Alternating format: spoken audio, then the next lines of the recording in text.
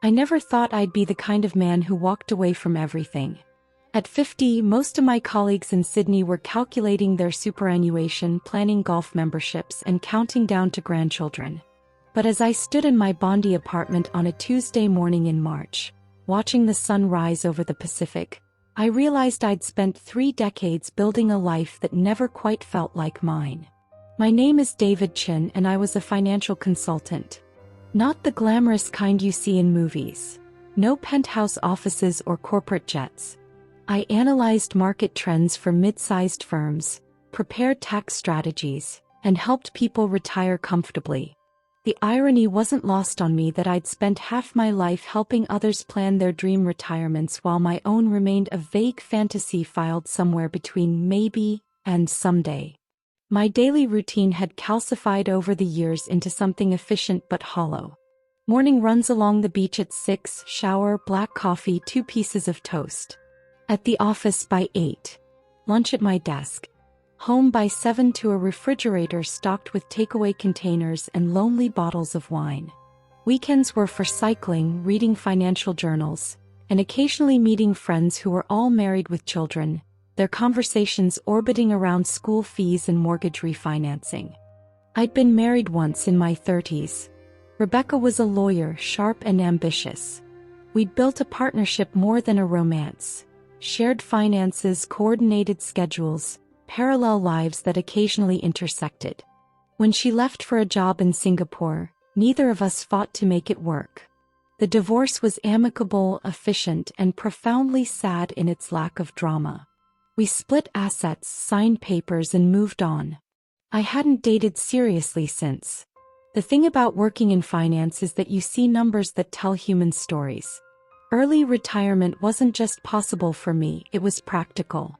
I'd invested wisely, lived modestly, and by the time I hit 48, I'd done the calculations. I could walk away. The question was, walk away to what? That's when Vietnam started calling to me. Not literally, of course, though I'd visited once for a conference in Ho Chi Minh City and been struck by the energy, the chaos, the way life spilled onto the streets with such unfiltered vitality. It was the opposite of my controlled, compartmentalized existence. I started researching retirement options, reading expat forums, watching videos of foreigners who'd made the leap.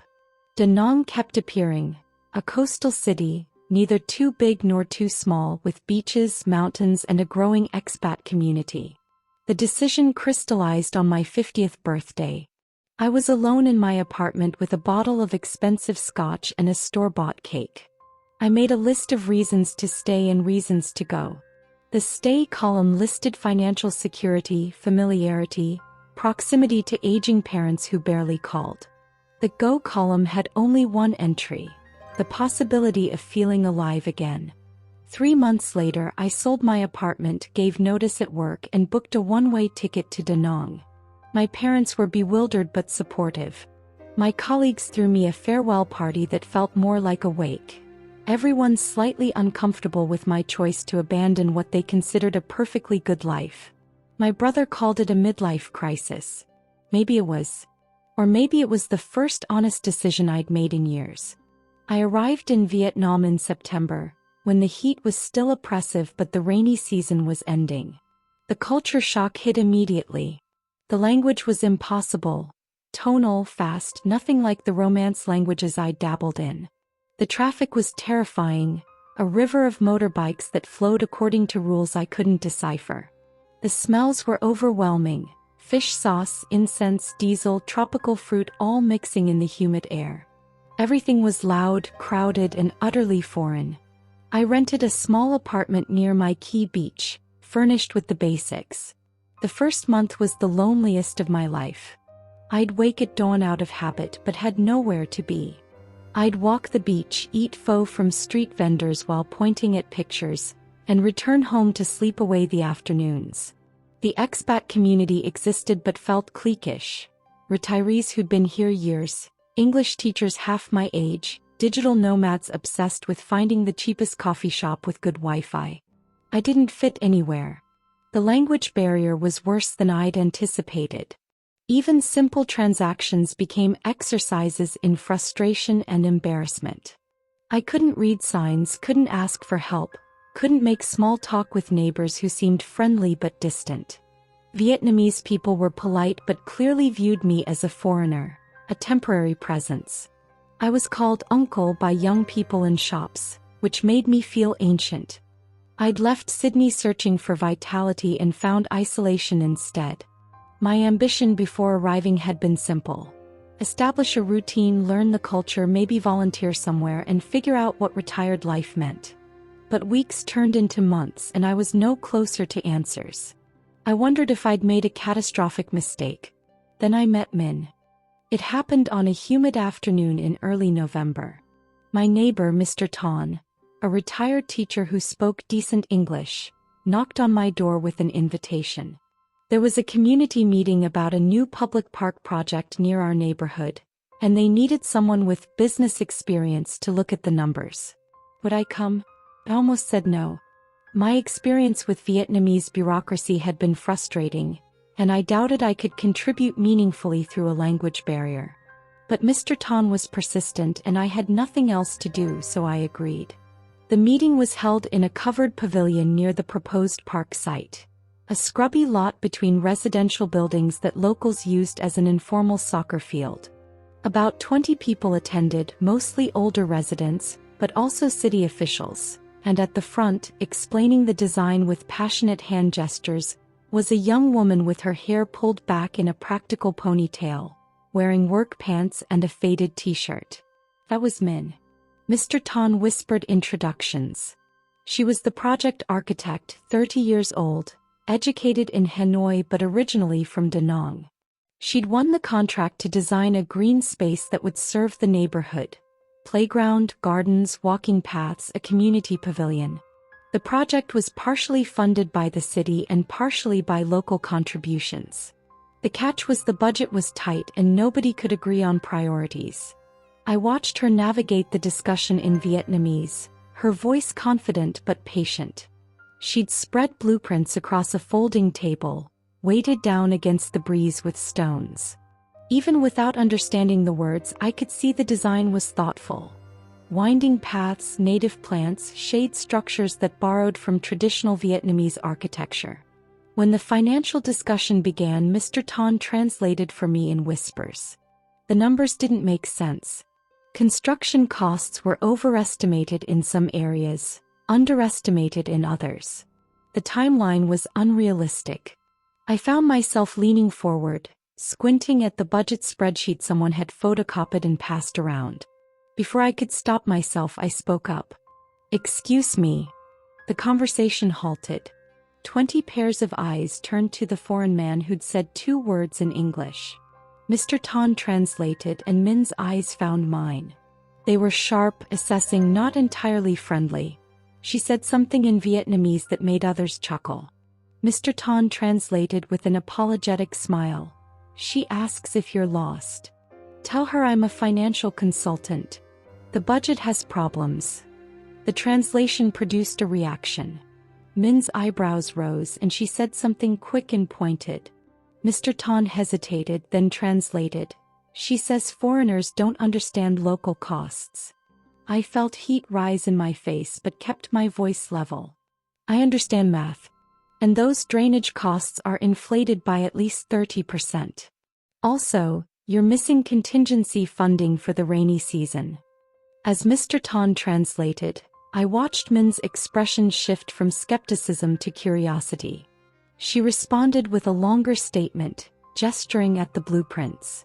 Mr. Ton translated, "She says if you're so smart, come show her." I stood and walked to the table. For the next 20 minutes, with Mr. Ton translating and me pointing at numbers, Min and I debated the budget. She was defensive at first, but as I explained my reasoning, she started nodding, making notes, asking questions. Her colleagues watched with amusement as this unexpected collaboration unfolded. By the end, we'd identified $15,000 in savings that could be redirected to better materials. Min looked at me with an expression I couldn't quite read. Respect mixed with annoyance, maybe. She extended her hand for a Western handshake. "Thank you," she said in careful English. "Maybe you come next meeting?" Her hand was small in mine, but her grip was firm. I noticed calluses on her fingers, the faint smell of coffee on her breath, the way her eyes held mine without any of the demure deference I'd encountered from other Vietnamese women. Something in my chest tightened. "I'd like that," I said. After the meeting, Mr. Tan was delighted. "You made good impression. Miss Min is very respected. Very smart. Too smart, her mother says, still not married." I learned more about her on the walk home.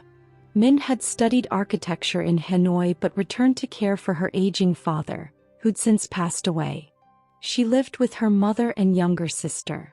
She was known in the neighborhood for being independent, sometimes stubborn, but brilliant at her work. She'd had a boyfriend, but he'd cheated and she'd ended it dramatically. Mr. Tan clearly relished that bit of gossip. That night I couldn't sleep. I kept replaying the meeting, the way Min had looked at me, not with the automatic othering I'd experienced from most Vietnamese, but as an equal, a challenger, someone worth debating. I hadn't felt that kind of intellectual spark in years, maybe ever. I told myself it was just interesting to contribute to something meaningful. But I knew better. At 50 years old, in a foreign country, I'd felt something I wasn't expecting and wasn't sure I wanted. Attraction. The park project became my anchor in Da Nang. I attended every meeting, initially as a volunteer consultant but gradually becoming more involved, reviewing contracts, negotiating with suppliers, even helping Min communicate with city officials who seemed impressed by foreign involvement. The project gave me purpose, but if I'm honest, I was there because of her. Min and I developed a working rhythm. We'd meet at coffee shops near the site, spreading papers across small plastic tables while vendors shouted and motorbikes roared past. She taught me Vietnamese words related to construction: betong concrete, kazan plants, duong di pathway. I helped her with English technical terms she'd need for grant applications. Our conversations evolved from purely professional to personal. I learned she dreamed of studying abroad but couldn't leave her family. She learned I'd built a comfortable life in Australia but never felt at home. She told me about her ex-boyfriend, how the betrayal had made her wary. I told her about Rebecca, how our marriage had been a partnership that forgot to include passion. We talked about ambition and duty, freedom and family, the way certain choices close off others. The chemistry was there, undeniable but unspoken. The way she touched my arm while pointing at blueprints. How I'd find excuses to meet her, bringing coffee I'd learned she liked. Safi Zeda with less sugar. The conversations that stretched long after we'd finished actual work. But neither of us acknowledged it directly. The barriers were obvious: age, culture, language, the fact that I was still figuring out if Vietnam was temporary or permanent. Her mother was the first to notice. I met her family 3 months into the project when Min invited me to dinner. Vietnamese family traditions are complex, rooted in Confucian respect and filial duty that I was only beginning to understand. Her mother, Mrs. Lon, was a tiny woman with steel in her eyes. She served me generously but watched me like I was a puzzle to be solved. Her younger sister, Lynn, was a university student, curious and friendly, asking me rapid-fire questions about Australia in practiced English. The dinner was warm, but I felt scrutinized. Every gesture, every word was being assessed. Afterward, Min walked me out and apologized. "My mother is protective. She doesn't approve," I said. Min didn't deny it. "You're foreign. You're older. She worries." "Worries about what?" "We're just working together." She looked at me then with an expression that made my heart race. "Are we?" I couldn't answer. Because we weren't just colleagues anymore, and we both knew it. But saying it aloud meant confronting all the reasons it was complicated, maybe impossible. The emotional complexity of those months was like nothing I'd experienced. I'd been in love before, at least I thought I had, but this was different. There was hope that felt dangerous, possibility that came wrapped in fear. I'd wake up excited to see her, then spend the evening convinced I was being foolish. A 50-year-old foreign man falling for a 30-year-old Vietnamese woman who had every reason to see me as temporary, as a cultural tourist, as someone who'd eventually leave. The fear manifested in my body. The racing heart when she smiled at me, the tightness in my chest when she mentioned family obligations, the sleepless nights analyzing every conversation for evidence she felt the same way. I was terrified of misreading signals, of making her uncomfortable, of being that pathetic older foreign man chasing a younger local woman. Min had her own fears I'd learn later. Fear of repeating past mistakes. Fear of her mother's disappointment. Fear that I represented an escape rather than a genuine connection. Fear that the age gap meant different life stages, different wants, different futures. But there was also joy. The shared laughter when I mispronounced Vietnamese words so badly I accidentally said something obscene. The pride in our eyes when the first phase of the park was completed and children immediately claimed the playground. The comfortable silences we could share over iced coffee. The way she'd explain Vietnamese holidays and customs with such patience. And I'd share stories about Australian life that made her laugh. Disappointment came too. The project faced constant bureaucratic delays. Materials arrived damaged. Suppliers demanded bribes I refused to pay, which created tension with local contractors. Min and I disagreed on design compromises. I pushed for practicality, she fought for aesthetic integrity. We had a significant argument when I suggested cutting corners on the native plant garden to save money. She accused me of not understanding Vietnamese culture, of treating the project like just another business transaction. "This is not about money," she'd said, voice shaking with frustration. "This is about giving people beauty. Something that connects them to their heritage. You think you understand, but you're still just a foreigner." The words stung because they echoed my deepest insecurity. I was still an outsider, maybe always would be. That night I walked the beach for hours questioning everything. But then came jealousy, an emotion I hadn't experienced in decades. Min's work attracted attention. Young architects, city officials, even her ex-boyfriend who showed up at a site meeting with transparent intentions. I watched him joke with her in Vietnamese, watched her laugh, and felt something ugly twist in my gut. I had no claim on her, no right to feel possessive, but I did. And it made me feel pathetic and old. She later told me she felt jealous too, of the young expat women I'd befriended in the international community, of my freedom to move between cultures, of how easily I connected with her younger colleagues while she felt trapped between tradition and modernity. The moment everything changed came 6 months into the project, during Tet preparations. Min had invited me to help her family prepare for Lunar New Year, a significant gesture in Vietnamese culture. I arrived at their home laden with gifts I'd carefully researched. Fruit baskets, expensive tea, red envelopes with new bills for her mother and sister. We spent the day cleaning the house, preparing bon chung, arranging the ancestral altar with offerings for Min's deceased father. The rituals were foreign to me but deeply moving. The incense smoke, the prayers, the sense of family extending beyond the living. I watched Min tend the altar with such tenderness, speaking softly to her father's photograph, and felt honored to witness something so intimate. That evening, after Lin had gone to bed and Mrs. Lon had retired, Min and I sat on the small balcony overlooking the street. Fireworks were already beginning, bursts of light against the dark sky. "Thank you for today," she said quietly, "for being respectful, for trying to understand. Thank you for including me. I know it wasn't easy with your mother." She smiled wryly. "My mother thinks you will take me away to Australia and she'll never see me again." "Is that what you think?"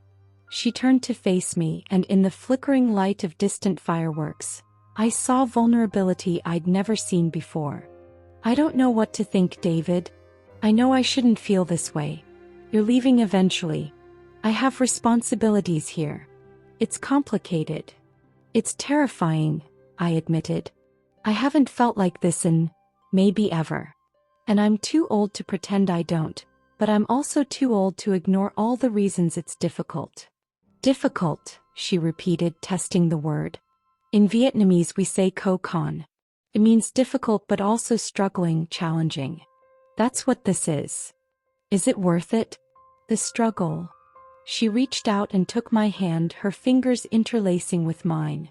It was the first time we'd touched with clear intention, not accidental brushes or professional handshakes. Her hand was warm, solid, real. I don't know yet, she said honestly. But I want to find out. We sat like that as midnight approached and Tet officially began, holding hands on a balcony in Da Nang while the city exploded with celebration. It wasn't a declaration of love or a commitment, but it was a beginning. Honest, uncertain, and more real than any relationship I'd built in decades. The months after Tet should have been simple. Two people exploring new feelings, seeing where it led. But nothing about our situation was simple. The obstacles piled up like storm clouds on the horizon, each one testing whether what we felt was strong enough to endure. Mrs. Land's disapproval became overt. She stopped being polite during my visits, speaking sharply to Min in Vietnamese that I didn't need translated to understand. The tension was suffocating. Min would apologize afterward, explaining that her mother worried about propriety, about what neighbors thought, about the age difference being a source of gossip. In Vietnamese culture, family approval wasn't a nice to have. It was foundational. She thinks you're having a crisis, Min explained after a particularly uncomfortable dinner. That you'll wake up one day and realize I'm just an exotic distraction, then you'll leave. That's not. I know. But she's seen foreign men before. Men who treat Vietnamese women like adventures. She's protecting me. I couldn't argue because I understood her mother's perspective. I was a 50-year-old foreign man, financially secure, in a country where economic disparities created power imbalances. From the outside, it looked exactly like the stereotype Mrs. Lon feared.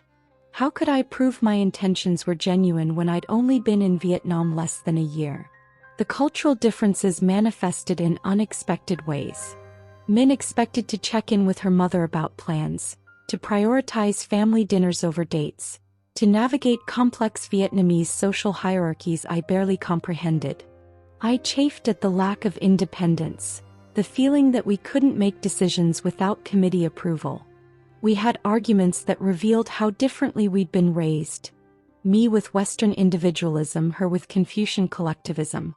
You don't understand duty, she'd say in frustration. You don't understand freedom, I'd reply, equally frustrated. Both statements were true and unfair. We were learning each other's languages, literal and cultural, but fluency doesn't come quickly. The park project, once our connection point, became a source of stress. The city changed requirements mid-construction, demanding environmental assessments that would delay completion by months. Local contractors, sensing foreign involvement, inflated prices. I spent hours negotiating, using my financial expertise but handicapped by language and cultural knowledge. Min was exhausted, working 14-hour days, caught between her professional reputation and a project that seemed cursed. We disagreed about how to proceed. I wanted to cut losses, scale back the design, deliver something functional even if not ideal. She refused to compromise her vision, seeing it as a betrayal of the community and her father's memory. He dreamed of green spaces in Da Nang, she told me. This isn't just a job, she'd said, voice breaking. This is his legacy. I won't destroy that for efficiency. I realized then how differently we saw the project. For me, it was meaningful work, but still work. Something to be managed, optimized, completed. For her, it was personal, emotional, tied to identity and family honor. The clash revealed deeper differences in how we approached life. My past came back to haunt us too. Rebecca contacted me about financial papers she needed signed. It was mundane. Tax documents, property transfer formalities, but Min discovered the emails and shut down. She'd never asked detailed questions about my ex-wife before, and now she wanted to know everything. Had I loved her? Did I still love her? Why had it failed? I tried to explain that Rebecca and I had been partners, not soulmates, but Min fixated on one detail. We'd been married 8 years before divorcing. So you can commit for 8 years to someone you didn't really love, but you can't promise me anything? She wasn't wrong.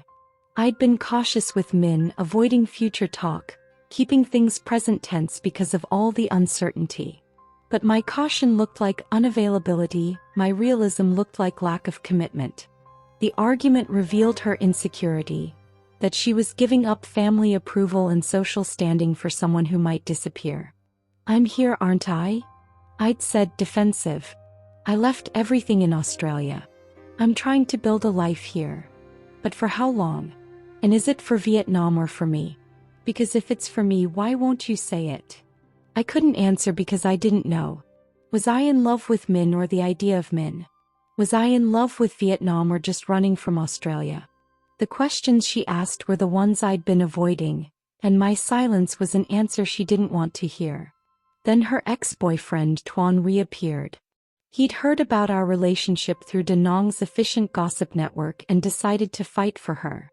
He showed up at her office, sent flowers, called her mother, professing regret.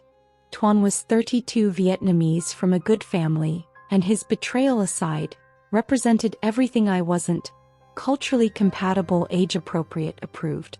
I felt jealousy so intense it scared me. I'd watch Min check her phone and wonder if it was him. I'd see her stressed and worry she was reconsidering. When she told me Tuan had asked to meet her to apologize, I reacted badly. "You're actually considering it? He's part of my past. I need closure. Or you're reconsidering. Maybe your mother is right. Maybe this, us, is too complicated." The fight was ugly. Things were said that couldn't be unsaid. I accused her of keeping one foot out the door. She accused me of insecurity and controlling behavior. We both cried, which felt pathetic and necessary. She did meet Tuan. She told me afterward that seeing him made her realize what she didn't want. Someone who looked right on paper but felt wrong in person. She'd chosen me, she said, not because I was safe but because I made her feel seen. But the damage was done. Trust had been shaken. We were both scared, both defensive, both wondering if love was enough when everything else was difficult. My investment portfolio back in Australia hit a rough patch. Market downturns affected my retirement funds significantly. Suddenly, the financial security that had enabled early retirement looked shakier. I didn't tell Min immediately, not wanting to worry her, but she noticed my stress. When she finally pushed and I explained, she was hurt by the secrecy. "This affects us," she said. "If you're struggling, I need to know. How can we plan anything if you hide things?" She was right, but I'd been taught to handle financial problems alone, to protect partners from worry. She'd been taught that partnership meant shared burdens, that hiding things was the real betrayal. Another cultural collision, another layer of complexity. The obstacles felt overwhelming some days. Age difference, cultural divide, family disapproval, financial stress, project delays, past relationships, language barriers.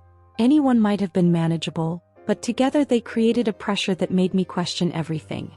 One night, exhausted and discouraged, I asked her, "Is this sustainable? Can we actually make this work?" She looked at me with eyes that held both love and uncertainty. "I don't know. But I know I'm not ready to give up." It wasn't the reassurance I wanted, but it was honest. And honesty was all we had. The separation came from an unexpected direction. In June, nearly a year after I'd arrived in Vietnam, Min's mother suffered a stroke. It was mild, the doctors said, but at her age, recovery would be slow and required constant care. Min's sister was in her final university year and couldn't leave Da Nang. There was an aunt in Saigon, a nurse, who offered to oversee rehabilitation. The decision was immediate. Mrs. Lon would go to Saigon and Min would go with her. "It's temporary," Min said as we sat in the hospital waiting room, her mother sleeping in the ward beyond. "A few months at most. She needs me." I understood. Of course I understood. This was filial piety, the cornerstone of Vietnamese family values. A daughter's duty to her mother was absolute, non-negotiable. But understanding didn't make it hurt less. "What about the park?" "It's nearly finished. You can oversee the final phase. You know the project as well as I do. Better maybe the business side." That's not what I meant. She looked at me, eyes red from crying and exhaustion. I know what you meant, but I don't have a choice, David. She's my mother. We had 3 days before she left. 3 days that felt simultaneously too long and impossibly short. We spent them in a strange limbo, trying to be normal while knowing nothing was normal. The conversations we should have had, about what this meant for us, about plans and promises, we avoided, both too scared of the answers. The last evening, I took her to a quiet restaurant overlooking the Han River. We ate in near silence, the weight of imminent separation heavy between us. After dinner, we walked along the riverbank, the city lights reflecting on the dark water. I'm going to miss you, I said, the understatement painful. I'll miss you too. Min, we need to talk about. Please don't. Her voice broke. If we talk about it, we have to decide things, and I can't decide anything right now. My mother almost died. I'm terrified and exhausted, and I just need to focus on getting through this. So we didn't talk about it. We just walked, her hand in mine, both of us trying to memorize the feeling. At her apartment building, we stood in the shadow of the entrance, and she finally looked up at me with tears streaming down her face. I love you, she said. I know we haven't said it, and maybe this is the wrong time, but I need you to know. Whatever happens, I love you. The words I'd wanted to hear for months landed with the weight of goodbye. I love you too. So much. We kissed then, desperate, sad, tasting of salt and fear. When we pulled apart, she touched my face like she was trying to memorize it by touch. Don't give up on me, she whispered. On us. Never. But as I watched her disappear into the building, I wondered if either of us believed it. The months that followed were the hardest of my life. Min left for Saigon, and suddenly Vietnam felt empty. The apartment, the beach, the coffee shops we'd frequented, everything was haunted by her absence. We talked on the phone when she could, video calls where she looked increasingly tired, explaining her mother's slow progress, the demands of care, family politics I couldn't fully grasp. I threw myself into the park project. Without Min's creative eye, I focused on completion, coordinating with contractors, doing final inspections, handling paperwork. The work filled days, but not the void. Mr. Tan and other neighbors were kind, inviting me to meals, but I felt more foreign than ever. I'd started to feel like I belonged in Da Nang, but that belonging had been intimately tied to Min. Doubts crept in during sleepless nights. Was I fooling myself thinking this could work? We'd been together less than a year and already faced separation. What did sustainable love look like when culture, distance, and family created such enormous obstacles? I was 50, she was 30. I was foreign, she was rooted. Maybe Mrs. Lon was right to worry. Maybe I was just a disruption in Min's life, pulling her from her path. I started questioning why I'd come to Vietnam. Had it been about reinvention or escape? About building something meaningful or running from emptiness? And was my love for Min real, or just the first genuine connection I'd felt in years, amplified by novelty and loneliness? My Vietnamese improved in her absence. Necessity forced me to navigate daily life without her translations. I could order food, make small talk with shop owners, even joke with the security guard at my building. I started to understand Vietnamese culture more deeply, reading about history and customs, trying to grasp the context I'd been missing. Understanding didn't make me less foreign, but it made me more aware of the complexity. Min's calls became less frequent. She was overwhelmed, she explained. Her mother's recovery was slower than expected, complicated by depression. Family members had opinions about every treatment decision. The aunt was difficult. Lynn, her sister, was stressed about exams. The weight on Min's shoulders was crushing, and I was just one more person needing her attention. I can come to Saigon, I offered during one call. Help somehow. No, she said quickly. My family needs time. And I need to focus. It felt like rejection, even though I understood it was self-preservation. We were in different worlds, literally and emotionally. The distance revealed fractures I'd been too infatuated to notice. How different our lives were, how much work the relationship required, how uncertain the foundation. 3 months into the separation, we had a difficult video call. Min looked exhausted, older somehow, worn down by responsibility. I looked frustrated, lonely, lost. Neither of us was our best self. "I can't do this right now," she said. "The relationship, the pressure, the guilt about being away. My mother asks about you and I don't know what to say. Everyone here reminds me that this is complicated, that you're foreign, that I'm sacrificing my duty for someone who might leave. I'm not leaving. I'm here waiting. But that's the problem. You're waiting for me to be available and I can't be. Not now, maybe not for months. My mother needs me. My family needs me. I can't be worrying about us when I have so much else to carry. So what are you saying?" "I'm saying I need space. Time to focus on my family without guilt. Maybe we rushed into this. Maybe we need to figure out who we are apart before we can be together." The conversation felt like slow-motion tragedy. We weren't breaking up, not exactly, but we weren't together either. We ended the call with "I love you," that sounded more like "I'm sorry," and "goodbye," that felt permanent even though we said it was temporary. I spent the rest of that day walking Da Nang aimlessly. The city I'd chosen for retirement, the life I'd tried to build, it all felt fragile, built on sand. Without Min, Vietnam was just a foreign country where I was tolerated but never truly belonged. With Min, it had been home. And now I didn't know what it was. That night, alone in my apartment, I made a decision. I would finish the park project. I owed that to the community and to Min. But after that, I'd reevaluate everything. Maybe return to Australia. Maybe try another country. Maybe accept that some gambles don't pay off. Some retirements don't lead to reinvention. Some love stories don't have happy endings. But first I had to let Min go. Not forever maybe, but for now. I had to stop waiting and start living again, even if that life looked nothing like what I'd hoped. The months that followed taught me something crucial about love and life. Sometimes the most important work happens in solitude. I stopped waiting for Min to return and started actually living in Vietnam. I enrolled in formal Vietnamese language classes with a strict teacher who refused to let me be lazy. The tonal complexities that had defeated me before became manageable through discipline and humiliation. Mispronouncing words in front of classmates half my age until I got them right. Language opened doors. Suddenly shopkeepers treated me differently, neighbors invited me to family gatherings. I could navigate bureaucracy without a translator. I wasn't fluent, but I was functional, and that distinction mattered. I joined a community gym where older Vietnamese men lifted weights and argued about politics. They adopted me with bemused affection, calling me "on you see, Australian brother," teaching me slang, inviting me to banh mi breakfast before workouts.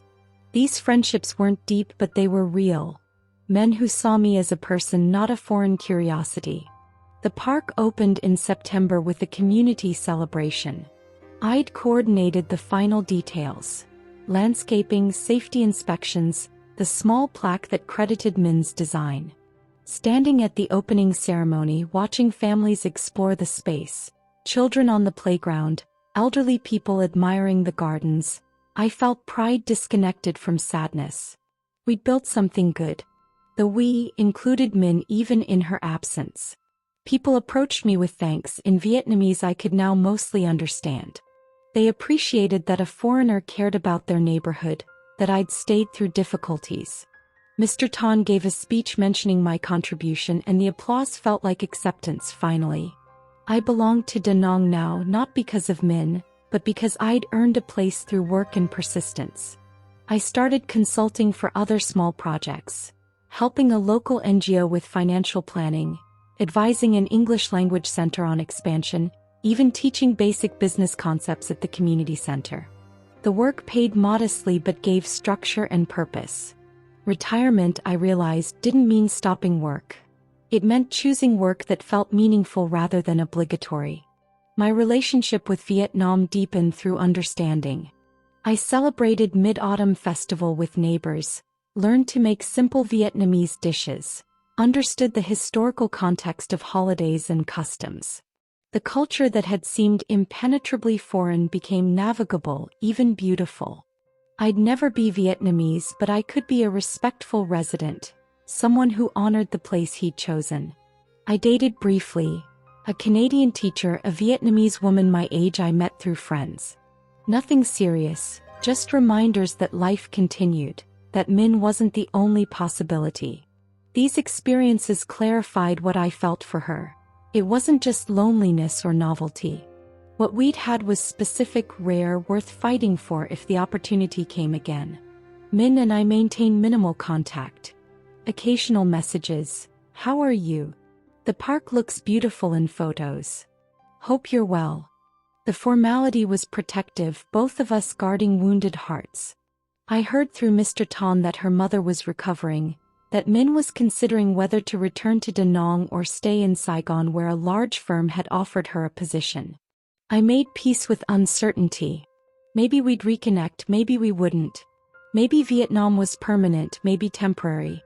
For the first time in my life, I let the future be undefined. I'd spent decades planning, calculating, preparing for retirement, relationships, every possible scenario. But life doesn't follow plans. Sometimes you just have to be present and see what emerges. In Saigon, Min was on her own journey. We spoke months later after she'd returned to Da Nang, and she told me about those difficult months. Caring for her mother had forced her to confront family dynamics she'd been avoiding. Her mother's fears, her own resentment, the weight of being the responsible daughter. Her mother's vulnerability had softened Mrs. Land's edges, made her grateful rather than critical. She almost died, Min told me, and I realized how much time we'd spent arguing about my choices instead of just being together. The separation from you was awful, but it gave me space to figure out what I wanted instead of reacting to what everyone else wanted. She'd also confronted doubts about us. Were we real or circumstantial? Was love enough when culture and age created such different contexts? She'd dated someone in Saigon briefly, an age-appropriate Vietnamese architect her aunt approved of. It helped her realize what was missing. He was perfect on paper, she said, but with you I felt seen. Like my weirdness and ambition and stubbornness were features, not problems. The time apart had been necessary, painful, clarifying. We'd both needed to know we could exist independently, that our lives had meaning beyond each other. Only then could we choose each other freely, not from desperation or infatuation, but from genuine compatibility. I didn't know Min was back in Da Nang until I saw her at the park. It was late October, just over a year since we'd met, 4 months since we'd last seen each other. I'd gone for an evening walk, my routine now, and there she was, sitting on a bench near the community pavilion she'd designed, watching children play. My heart stopped. She looked different, thinner, hair shorter, but the same. I almost turned around, suddenly terrified of rejection, of hello becoming permanent goodbye. But she saw me before I could flee. David. My name in her voice, after months of silence, felt like coming home. I walked over on shaking legs. Hi. I didn't know you were back. Got in yesterday. Came to see the park first thing. It's finished. Your design exactly as you imagined. Our design, she corrected softly. You made it real. We sat in awkward silence while children's laughter filled the space around us. So much needed to be said, but I didn't know where to start. She spoke first. I'm sorry. For how I handled things. For asking for space and then just disappearing. You had good reasons. Your mother, family. Those were real, but I also got scared. Of us, of how much I wanted it to work, of failing. Running to Saigon was practical but also convenient. I didn't have to face how difficult we were. I corrected. How difficult we are. The obstacles haven't changed. No, she agreed. Age difference, culture, my family, all of it, still there. But I've changed. I know what I want now. What do you want? She turned to face me fully, and I saw certainty in her eyes that hadn't been there before. A life here with you. Not easy, not simple, but real. I spent months trying to talk myself out of it, tried dating someone more appropriate, tried to see you as a mistake. But I can't. You're not perfect, we're not perfect, but this, she gestured between us, is right. Hope rose in my chest, painful and cautious. What about your mother? She's recovering. And we really talked during those months. She admitted she was scared of losing me, of me choosing a foreign life over family. I told her you weren't taking me away. I'd never leave Vietnam permanently, this is my home. We could build a life here together, something that honors both cultures. She's still worried, still not thrilled about the age difference, but she's accepted that this is my choice to make. And the job in Saigon? I turned it down. I belong in Da Nang. There's work here, projects I care about. I'm not sacrificing my career for you. I'm choosing the life I want, which includes you. I felt tears on my face, unexpected and embarrassing. I'm still 50. Still foreign. Still figuring out if I really belong here. I'm still 30, still Vietnamese, still dealing with family expectations. We're still imperfect. But David, I don't want perfect. I want us. Do you? The question hung in the cooling evening air. Around us, the park we'd built together hummed with life.